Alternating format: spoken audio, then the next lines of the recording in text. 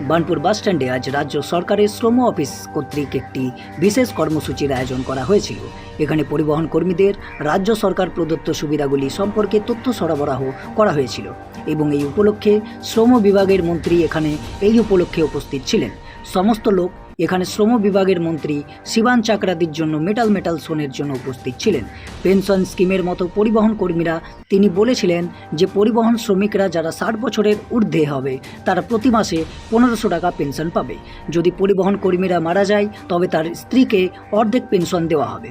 তিনি বলেছিলেন এই পেনশন প্রকল্পটি রাজ্য সরকার কার্যকর করেছে। তিনি অনুরোধ করেছিলেন যে তিনি প্রতিটি পরিবহন কর্মীর সুবিধাটি নিবন্ধিত করেছেন। কর্মসূচির সময় মন্ত্রীর পরিবহন কর্মীরা একটি পূর্ণ তোড়া দিয়ে স্বাগত জানিয়েছিলেন।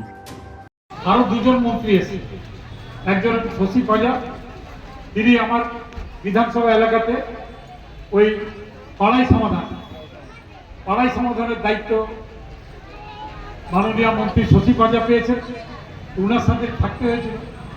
আবার 4টের সময় একটা প্রোগ্রাম আছে বাবুল সুপ্রিয়, শশী পাজা এবং আমরা তিনজনেই থাকবো সেখানে।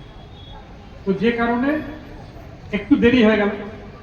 এছাড়াও আসাদুল গার্লস কলেজে মিটিং ছিল, আমাদের ডিআরএম অফিসে একটা মিটিং ছিল, তারপরে আমরা জানেন পেনশন দেওয়া, এই যে 60 বছর বয়স হবে 2,80,000 টাকা তো পিএফ পেয়ে, পিএফ পাওয়ার পরে পরেই আপনার পেনশন চালু হয়ে যাবে মাসে 1,500 টাকা।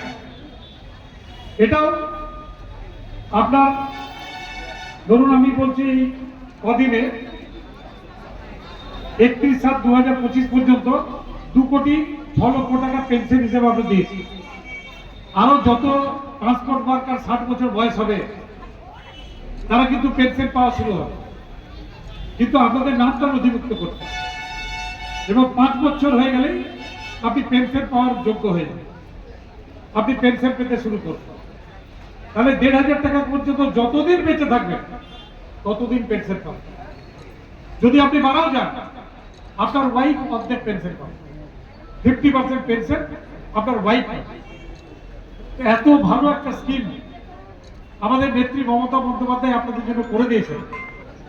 সেই সুযোগ আপনাদের অনেকেই দিচ্ছেন, যারা সারাদিন সকাল থেকে রাত্রিবেলা পর্যন্ত বাসে কাজ করছেন, বাসে পরিশ্রম করছেন, এইটা কিন্তু তাদের জন্য তৈরি করা।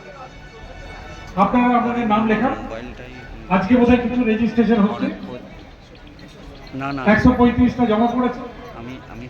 বার্নপুরে যতগুলো আছে এই বাস স্ট্যান্ডে যারা কাজ করেন বাসে সত্যি করে, যারা ট্যাক্সি বা অটোরিক্সা চালান তাদের নামগুলো নথিভুক্ত করবেন এবং সঙ্গে সঙ্গে আপনাদের যে বই সেই বই দেওয়ার আমরা তৈরি করে দেবো।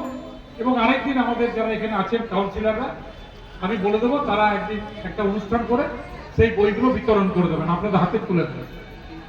আমার বক্তব্যকে আর দীর্ঘায়িত করছি না, আমি জানি আপনারা অনেকক্ষণ ধরে অপেক্ষা করছেন।